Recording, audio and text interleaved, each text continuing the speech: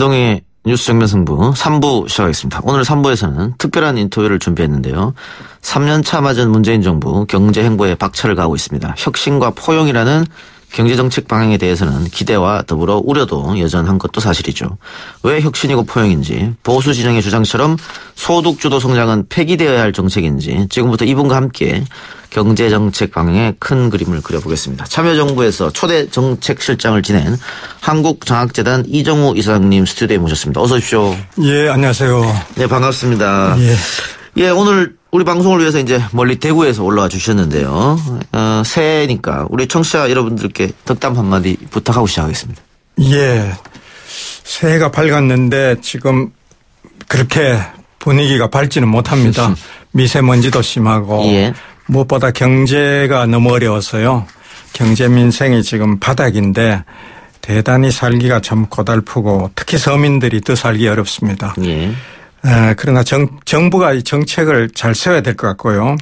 대단히 중요한 시기인데 우리나라 사람들이 대단히 참 의지가 강하고 열심히 일하고 건면한 민족으로 아마 세계 1등일 겁니다. 예. 그런 점에서 저는 어렵지만은 이 위기를 잘 극복해서 좋은 날이 머지않아 올 것이다 이렇게 보고 조금 힘들더라도 잘 참고 견뎌주시기를 좀 꼭 부탁을 드리고 싶습니다. 예.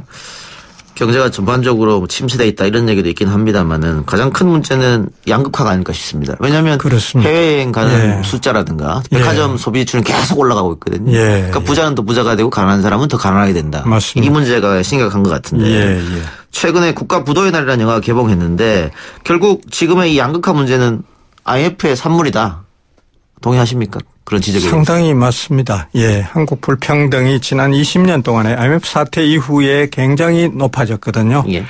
그래서 그 IMF 사태가 낳은 결과 그 때문에 이제 시장 만능주의라는 것이 미국에서 수입이 됐고 그 결과로 불평등이 굉장히 심해졌다. 뭐 이렇게 봐도 크게 틀리지는 않는다. 예. 이렇게 봅니다. 참여정부에 계셨었는데 보수 진영에 있는 분들은 참여정부 때 양극화가 더 심해졌다 이렇게 말을 하거든요. 예. 그런 참 지적을 많이 받고 참 아픈 지점인데요. 예. 그것은 참여정부가 취한 정책 때문에 그런 것이 아니고 예. 설명하려면 좀 시간이 필요한데요. 예. 사실은 참여정부가 복지 지출, 복지 예산을 최대로 늘렸고 역대 최고로 높습니다. 또 여러 가지 새로운 복지 정책도 도입했고 예를 들어 보육, 육아에 대한 예산을 획기적으로 늘리고 노인들을 위해서 요양제도를 도입하고 등등 꽤 이 양극화 해소를 위해서 노력을 많이 했습니다. 예. 그럼에도 불구하고 그때의 어떤 추세라 할까요? 그전 때부터 받아온 그런 추세가 있기 때문에 그 추세를 극복하기에는 좀 역부족이었고 따라서 양극화를 줄이지는 못했죠. 예. 예. 그런데 어쨌든 문재인 정부도 양극화 해소를 위해서 굉장히 노력하겠다라는 얘기도 대통령이 했고요. 그렇죠. 그렇게 하려고 예. 할 텐데 예. 현실은 쉽지만은 않아 보입니다. 맞습니다. 이 양극화 해소 방안 뾰족한 수가 예. 있을까요? 저는 소득주도 성장이 그것을 위한 아주 적절한 대책이라고 봅니다. 예. 왜냐하면 그것은 분배 정책인 동시에 성장 정책이거든요. 예.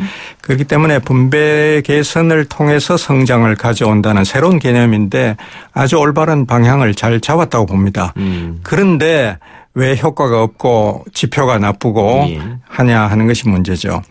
저는 그 방향은 옳고 한데 다만 그 정책의 추진 수단 선택에서 적극성이 좀 부족했고 그런 점에서 좀 아직 효과가 없다 이렇게 보고요. 획기적으로 그쪽 정책을 더 늘려나가야 된다 이렇게 봅니다. 그러니까 결국은 소득주도 성장을 통해서 경제 선순환 효과를 내야 된다 이 말씀인 것 같은데. 그렇죠. 예. 정부는 조금 더 기다려달라는 이야기를 하는 것 같아요. 그렇죠. 성과가 나오기 위해서. 모든 경제 정책은 다 시간이 걸리기 때문에 예. 시차가 1년, 2년 또 빠른 것은 6개월 이렇게 나거든요. 그렇기 때문에 좀 기다림은 늘 필요한 겁니다. 그런데 예. 보수 진영에서는 소득주도 성장이 실패했으니까 폐기해야 된다라고 주장하고 있고 반대로 진보주의자들은 방금 교수님 말씀처럼 더 적극적으로 해야 되는데 문재인 정부가 뭐 속도 조절론이 하면서 뒤로 후퇴하는 거 아니냐 또 이렇게 또 반대하고 있단 말이죠. 맞습니다. 예, 그런 두 가지 아주 반대되는 의견이 나오고 있는데 저는 그중에서 소득주도 성장이 틀렸으니까 폐기해야 된다는 보수 쪽의 주장의 목소리가 크지만은 그건 틀렸다. 그걸 폐기하면 큰일 납니다. 예. 절대로 안 되고 진보 쪽의 목소리 소득주도 성장을 지금까지 너무 소극적으로 하고 느리게 했으니까 더 빨리 속도를 올려야 된다는 그 주장에 전적으로 동의합니다. 예. 장하준 교수가 경향신문하고 인터뷰를 했던데 예. 복지 재정을 더 늘리고 혁신 성장을 해야 된다. 예. 교수님이랑 이야기가 지금 일맥상통하는 거 아닙니까? 그 점에서는 결국은? 저하고 생각이 비슷합니다. 제가 그걸 읽어봤는데요. 예, 적극적인 재정을 펴고 복지 예산을 대폭 늘려라 하는데 저는 전적으로 찬성입니다. 왜냐하면은 지금 예를 들어 보수적인 학자들은 이렇게 주장하죠. 한국의 지금 복지가 너무 과잉이다. 예. 해프게 퍼주기를 한다. 그래서 경제 망한다. 이런 위기론을 많이 펴는데 그것은 틀려도 한참을 틀린 이야기입니다. 예. 왜냐하면 한국의 복지는 OECD에서 평균에 훨씬 미달하고요. 그러니까 어느 정도 미달하냐면 절반 정도밖에 안 합니다. 우리가 OECD에 비해서. 평균의 절반이고. 복지 지출이? 예, 복지 지출이. 그래서 한국의 복지 지출을 OECD 평균까지 높이려면은 평균으로 만들려면은 1년에 100조 원을 더 복지에 쓰면은 평균이 된다는 것이죠. 그래서 복지가 너무 부족하고 그러다 보니까 서민들이 살기가 어렵고 노인들이 살기가 어렵고 그래서 소득주도 성장이 안 되는 겁니다. 예. 그래서 돈이 밑에서 돌아야지 소득주도 성장이 일어나는데 돈이 돌지를 않으니까 악순환에 지금 빠져 있는 것이죠. 그래서 소득주도 성장을 속도 조절을 해야 되는 것이 아니고 속도를 더 빠르게 해야 되는 겁니다. 그럼 복지재정 늘리고 소득주도 성장을 더 가열차게 하고 그렇게 되면은 양극화 해소에도 도움이 된다 이렇게 판단하는 그렇죠. 것이죠. 예, 2마리, 3마리의 토끼를 한꺼번에 잡는 것인데요. 분배가 개선되고 경기가 좋아지고 성장도 좋아집니다. 그러면 일자리도 따라오죠. 그러면 여러 가지 문제가 지금 꼬여 있는데요. 분배도 좋아지고 성장과 일자리가 다 좋아지는 그런 결과가 오는데 다만 이것은 하루아침에 그냥 기적처럼 오는 것이 아니고 시간이 걸리기 때문에 아마 한 6개월 빠르면 6개월 길면은 한 1, 2년 정도 시차가 필요할 겁니다. 조이 슬립님께서 자영업자 거 빼앗아서 알바들에게 주는 게 어떻게 성장입니까? 이렇게 반문했는데 결국은 그 교수님 시간이 필요하다는 것은 이렇게 아르바이트생들이나 노동자들 주머니로 돈이 많이 들어가면 그 돈이 결국은 다시 이렇게 소상공인들에게 돌아가기 때문에 그러면은 이게 선순환이 되는 거 아니냐 이 말씀인데 그러면 시간이 필요하다는 거죠? 방금 그분의 말씀은 제가 보는데 최저임금 많이 올려서 알바생은 좋아지지만은 소상공인들 어렵다는 그런 말씀인데 그 점은 맞습니다. 그 지적이 옳고요. 따라서 저도 최저임금 인상은 과도했다 이렇게 봅니다. 너무 많이 높아졌고요. 한꺼번에 너무 많이 올렸다. 한꺼번에 너무 많이 올린 것이죠. 2해 연속 너무 많이 올린 것이 맞고 조금 천천히 갔어야 된다고 보고요. 그리고 일자리 안정 자금이라는 방식으로 3조 원의 돈을 풀어서 소기업, 영세기업들에게 그걸 채택하도록 한 것, 그것도 좀 너무 방식이 잘못된 것은 틀림없다 이렇게 봅니다. 그 우리가 복지 예산을 더 늘려야 된다고 얘기를 하고 있습니다만은 어쨌든 야당, 특히 보수 야당에서는 복지로 퍼주다가 경제가 파탄난다 이런 또 구호를 계속 외치고 있단 말이죠. 그게 전부터 우리나라 보수 야당의 제일 큰 문제가 그겁니다. 복지라 그러면 퍼주기, 포퓰리즘 이렇게 딱지를 붙이는데 그 말만큼 틀린 말이 없고요. 그것 때문에 나라가 이렇게 어려워진 겁니다. 사실은. 우리 경제가 이렇게 어려워진 것이 복지를 안 하고 자꾸 토건 예산 많이 쓰고 이렇게 하다가 경제가 이렇게 어려워졌고 저술찬 고령화가 이렇게 심해져서 장기적으로도 지금 굉장히 위험한 상태까지 왔는데도 불구하고 아직도 복지를 늘리지 않고 복지를 퍼주기다, 포퓰리즘이다 이렇게 반대하는 보수 야당은 틀려도 100% 틀렸고요. 이 사람들이 정말 나라의 위기를 가져오고 있다. 이렇게 봐야 됩니다. 그럼 우리 재정에는 문제가 없는 겁니까? 복지를 늘린다고 하더라도. 우리나라 재정은 세계적으로 가장 건전한 나라고요. 그거 하나만은 자랑거리입니다. 그건 세계 기구들이 국제기구들이 다 공인하는 그런 사실이죠. 그러니까 다른 말로 하면은 우리나라의 예산부처 기획재정부가 아주 신중하게 어떻게 보면 너무 신중하게 아주 보수적으로 그렇게 재정을 운용해 온 것이죠. 예. 지금 같으면은 계속 2해 연속 지금 재정 흑자가 20조 이렇게 발생하는데요. 이렇게 큰 흑자가 발생한다는 것은 모순입니다. 왜냐하면 이렇게 경기가 나쁠 때는 정부가 재정을 풀어야 되거든요. 예.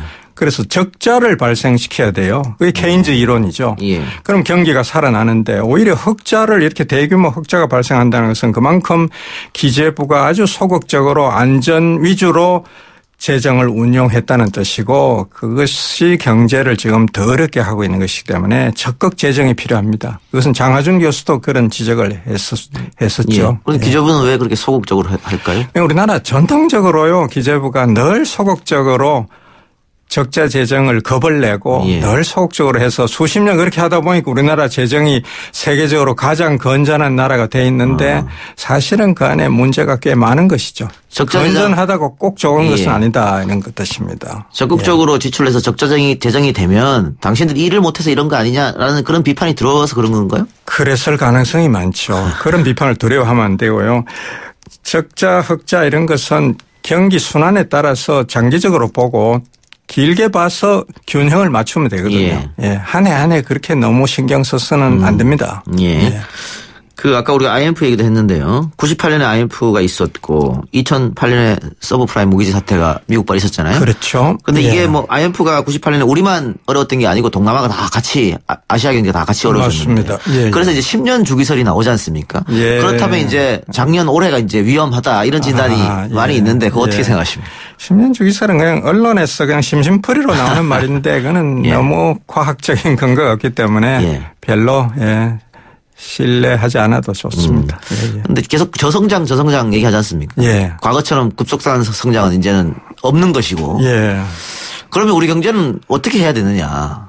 물론 장기적으로 보면은 저출산 고령화가 심하기 때문에 고성장을 다시 기대하기는 어렵습니다. 그러나 현재의 구조를 인정하더라도 지금보다는 2.6% 이런 성장보다는 더 높일 여지가 있거든요. 한 3, 4%는 저는 가능하다고 보고요. 그것은 정책학이 달려 있는데 그런 점에서 아까 말씀드렸듯이 소득주도 성장 또 혁신 성장 공정경제 지금 문재인 정부의 정책 방향은 아주 옳습니다. 대단히 잘 잡은 것인데 그 점을 추진하는 적극성 과단성이 부족했다. 그것을 저는 그 과단성을 높여야 된다. 속도를 더 빠르게 해야 된다. 그 점을 이야기하고 싶습니다. 우리가 보면 무역 국가 보면은 너무 한쪽으로 치우쳐져 있다. 그러니까 미국, 그렇습니다. 중국, 요즘 뭐 베트남 이렇게.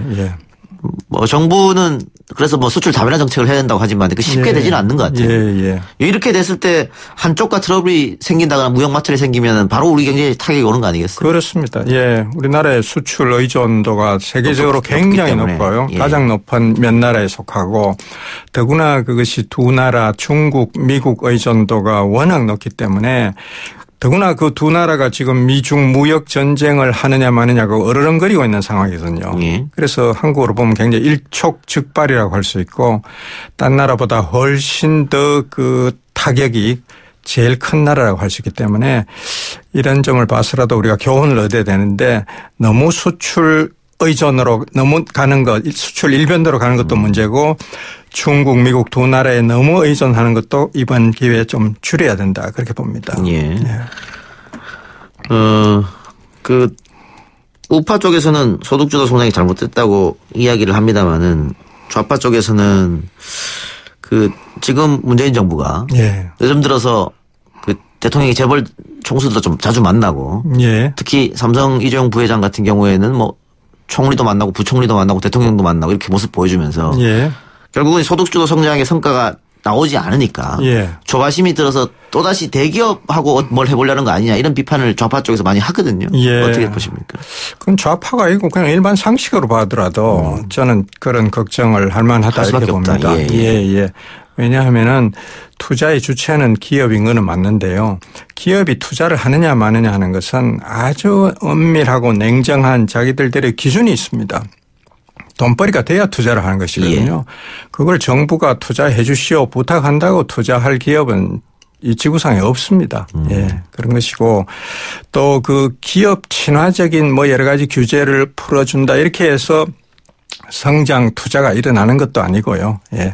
그리고 한국의 기업 규제는 물론 불필요한 규제가 꽤 있는 건 사실인데 전반적으로 보면은 기업하기 좋은 나라에서 한국이 세계은행이 발표하는 세계 4위 국가란 말이죠. 예. 그래서 너무 그걸 과다하게 해석해서는 안 된다는 것이죠. 예. 그리고 한국의 투자율은 세계적으로 굉장히 높은 나라입니다. 문제는 소비가 너무 낮은 것이 문제고 소비가 낮은 것은 불평등이 심하고 서민 중산층들이 소득이 없어서 그런 것이기 때문에 그래서 소득 주도 성장이 꼭 필요하다 그런 것이죠. 예. 상류층의 소비는 계속 늘어나더라고요. 그렇습니다. 예, 그쪽은 걱정하지 않아도 되는데 문제는 중산층과 서민들이고 그 사람들의 소득을 늘려서 성장을 일으켜야 되는데 그게 바로 소득 주도 성장이기 때문에 지금 꼭 필요하다는 것이고 다만 혁신 성장은 늘 필요한 겁니다. 그건 어느 나라에서나 어느 시대나 필요한 것이 혁신 성장인 것인데 지금 현재 단계 불평등이 심한 현재 단계의 한국에서는 소득 주도 성장이 굉장히 유효하다. 그 두 개의 수레바퀴로 가야 한다. 그런 뜻입니다. 예. 그 청와대에서도 계셨으니까 이렇게 경제가 조금 어려워지고 지지도가 좀 떨어지고 이렇게 되다 보면은 그런 유혹이 좀 생깁니까? 대기업과 한번 손을 잡아봐야겠다. 혹은 관료들이 그렇게 하셔야 됩니다라고 간다든가. 예, 그런 유혹이 있죠. 있습니다. 있어서 늘 그런 광경을 우리가 신문에서 그런 사진을 많이 봤지 않습니까? 이명박 박근혜 정부 때도 그런 걸 많이 했죠. 그런데 지나놓고 생각해 보면은 그런 거 효과가 거의 없습니다. 예. 자유한국당의 윤영석 의원이 우리 방송에 나와서 인터뷰했었는데 소득주도 성장은 세상에 없는 이론이다. 사회주의 경제다 이렇게 주장했죠. 천만의 말씀입니다. 그건 틀려도 너무 틀렸는데요. 사회주의 전혀 아니고요. 어디까지나 자본주의 시장 경제를 전제로 하는 이론이고 그게 비교적 최근에 나온 이론이다 보니까 생소할 수는 있는데 그걸 자기가 모른다고 해서 사회주의다 이렇게 몰아붙이면 안 되죠. 그러면 다른 나라에서 혹시 성공한 예라든가 뭐 이런 게 있습니까? 중국도 그쪽을 열심히 하려고 하고 있고요. 예. 그리고 역사적으로 보면 뉴딜 정책 1930년대 대공황을 탈출한 여러 나라의 뉴딜 정책이 있는데 그런 것들이 다 지금 와서 보면은 소득 주도 성장이죠. 예. 참여정부에서 부동산 정책은 완전히 실패했다. 이런 게 대부분의 진단 같아요. 아니올시다. 그렇지 않습니까? 예. 그거는 너무 억울한 누명을 쓰고 있는 것인데요. 이야기 좀 해 주십시오. 그러면. 예. 참여정부 때 부동산 가격이 많이 오른 것은 사실인데 그것은 참여정부가 잘못해서 그렇다기보다는 그전에 내려오는 유산입니다. 그전에 부동산 규제가 너무 많이 풀렸기 때문에 가격이 폭등하기 시작한 것이고 그것을 이제 물려받은 것이죠. 그래서 그걸 불을 끄기 위해서 산불이 그전부터 번져오고 있었는데 산불을 끄기 위해서 굉장히 노력을 많이 했고 그때 이제 종부세를 도입했고요. 여러 가지 좋은 정책을 결국은 종부세 누더기가 된 거 아니에요? 지금은 많이 약화됐죠. 왜냐하면 이명박 정부에서 그것을 헌재에 끌고 가서 결국은 위헌 판결을 받았기 때문에 지금은 아주 사문화되다시피 했습니다마는 사실은 가장 잘한 정책이 종부세고요. 이런 부동산 투기의 그런 오명을 쓰고 있는 대한민국에서 그것을 해결하는 가장 근본적인 대책이 사실은 토지 보유세입니다. 세금으로 그러면은 종부세죠. 세금으로 부동산 상승을 막을 수 있는 겁니까? 그것만 가지고 충분하지는 않은데요. 그것이 없이는 안 됩니다. 그래서 필요 조건이라고 할 수 있고 어떤 사람은 세금으로 뭐 부동산 투기 못 잡는다 이런 비관론 패배주의적인 그런 주장을 펴는 분도 있는데 그것은 틀렸습니다. 왜냐하면 보유세 없이는 못 잡는 것이죠. 가장 기본적이고 필수적인 부동산 투기를 잡는 필요 조건이 보유세 강화입니다. 거기에다 다른 보완적인 몇 가지 정책을 하면은 잡을 수 있습니다. 의지가 문제죠. 지금 문재인 정부가 하는 부동산 규제도 그런 것 같고요. 예, 부동산 정책을 문재인 정부가 9번 발표했는데요. 8번 했는데 되게 효과가 없었어요. 그렇죠. 그게 전부 뭐 금융규제, DTI, LTV 이렇게 갔거든요. 그게 실패하고 나서 9번째 나온 것이 작년에 9.13 대책이고 거기서 처음으로 종부세라는 것이 나왔습니다. 들어갔거든요.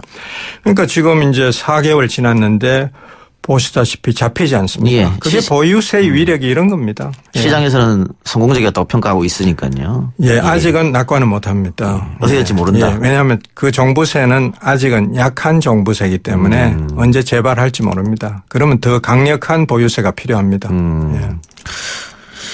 예. 자, 여러 가지 이야기를 해봤습니다만 남북 경협 이야기도 해봐야 될 것 같습니다. 아까 말씀하시기에 이제 뭐 수출도 한계가 있고 예. 내수도 부진하고 예. 그럼 돌파구는 뭐냐 그러면 예전처럼 많은 경제 성장률을 올리려면은 북한을 활용하는 것밖에 없지 않느냐 이런 주장을 많이 하더라고요. 예. 그것밖에 없는 건 아닌데요. 북한도 굉장히 중요한 경제 활성화 그런 수단이 될 수 있죠. 그 남북한 상호 간에 그렇습니다. 예. 왜냐하면 인구를 합치면은 7천만에서 8천만인데요. 8천만 정도 되는 이런 나라가 몇 나라밖에 안 되거든요. 그리고 내수 중심 경제로 가려면은 우선 인구가 있어야 됩니다. 그렇죠. 예. 인구가 적은 나라는 전부 수출 주도로 갑니다. 유럽의 강소국들 보세요. 다 인구가 몇백만이거든요.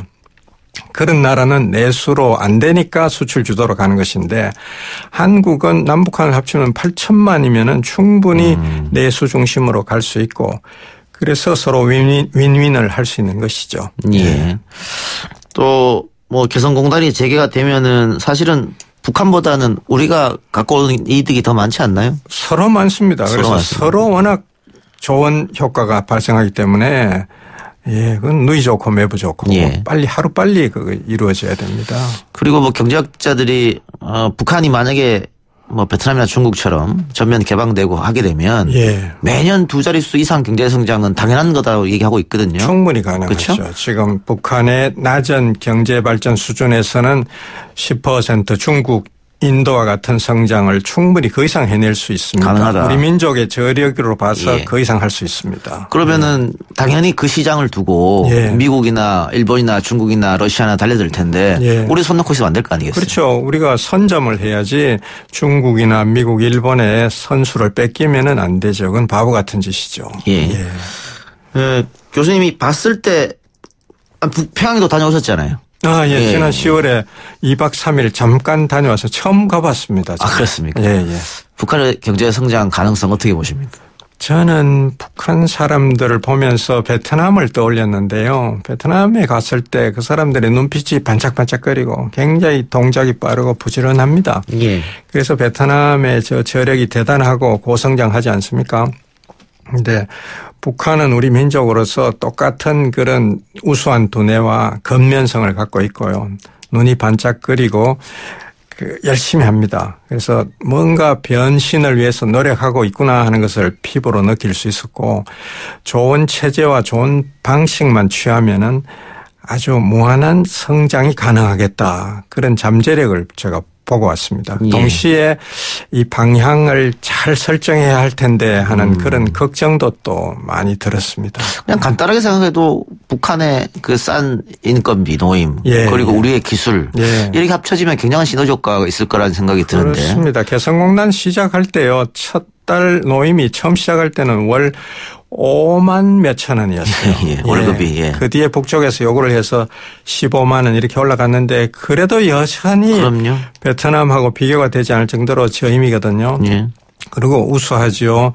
빠릿빠릿하지요. 말 통하고. 예, 말이 통하죠. 예. 그런 결정적으로 중요한 이점을 다 갖고 있기 때문에 개성공단은 정말 노다지입니다. 알겠습니다. 남북한 상호 간의 노다지다. 예, 예. 이 노다지를 저렇게 놀려놓는다는 것은 참 예. 민족적 손실입니다. 좀 더 지켜보지 잘 풀리겠죠. 예. 청취자 댓글 봅시다. 이정희님께서 오늘 3부 너무 좋습니다. 경제 이야기가 귀에 쏙쏙 들어와요. 예, 그리고 승윤리님께서 저도 너무 좋아요. 차분하게 말씀 잘해 주시는 것 같아요. 카밀라브님 인강 듣고 있는 것 같아요. 이런 좋은 댓글도 많이 달려주셨는데. 고맙습니다. 예, 시간이 없어서 여기서 마무리해야 될 것 같고요. 아, 그렇습니까? 예. 또 마지막으로 우리 정부 혹은 국민들에게 하고 싶은 말 있으면 하시죠. 예. 경제가 대단히 어려운 것은 사실인데요. 이럴 때일수록 너무 조급해하지 말고 성급하게 뭔가 결과를 내려고 하다 보면은 오히려 멀리 보면은 후회가 남을 그런 일들을 많이 합니다. 과거 정부가 그런 일을 많이 했고요. 그래서 차분하게 참을성을 가지고 옳은 방향으로 가는 것이 중요한데 그 옳은 방향이 제가 볼 때는 소득주도 성장, 혁신 성장, 공정경제 이 세 가지 방향 문재인 정부가 참 방향을 잘 잡았습니다.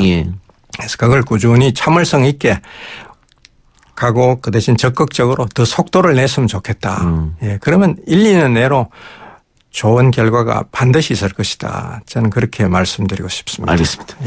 이상님 오늘 인터뷰 감사합니다. 예, 고맙습니다. 지금까지 참여정부에서 초대 정책실장을 지낸 한국장학재단 이정우 이상이었습니다.